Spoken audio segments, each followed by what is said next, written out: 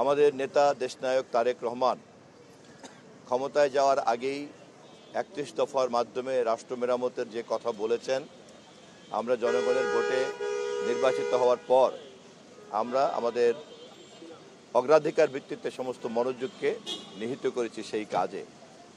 তার মধ্যে জনগণকে সেবা দেওয়ার পাশাপাশি আমরা আমাদের এই আইন বিভাগকে, বিশেষ করে জাতীয় সংসদকে পরিপূর্ণ মাত্রায় কিভাবে কাজে লাগাতে পারি এবং সরকারি দল হিসাবে সংসদ নেতার পক্ষ থেকে সংসদকে সবসময় জীবন্ত রাখার যে দায়িত্ব আমাদের আছে, সেটা আমরা কিভাবে করতে পারি এবং আমাদের দায়িত্বের মধ্য দিয়ে আমরা দেশে একটা প্রকৃত অর্থেই কার্যকরী সংসদ তৈরি করে একটা কার্যকরী সংসদীয় ব্যবস্থা প্রতিষ্ঠা করতে পারি, সে বিষয়েই আমরা আমাদের মাননীয় এমপি মহোদয়দেরকে পরামর্শ বিনিময় করছি।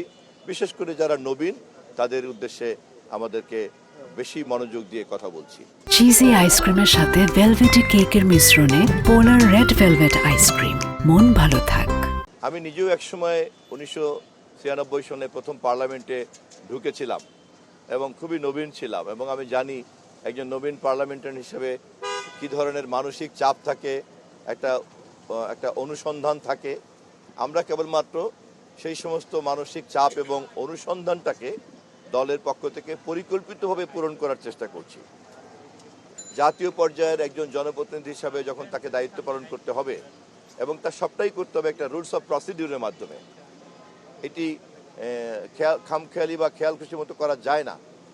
ফলে স্পিকারকে অভিভাবক মেনে রুলস অফ প্রসিডিউরের মাধ্যমে কিভাবে পার্লামেন্টে একজন এমপি রোল প্লে করবেন, এই সমস্ত যে তার মধ্যে সুপ্ত প্রশ্ন, সেই প্রশ্নগুলির উত্তরকে আমরা সংগঠিত আকারে তাদেরকে যে কী আলোচনা চলছে। তবে দেশের প্রচলিত নিয়ম অনুযায়ী, আমাদের দেশের সংসদীয় ব্যবস্থা অনুযায়ী সংসদের প্রথম অধিবেশনে রাষ্ট্রপতি বক্তব্য দিবেন, এ ব্যাপারে সমস্ত প্রস্তুতি সম্পন্ন হয়ে গেছে।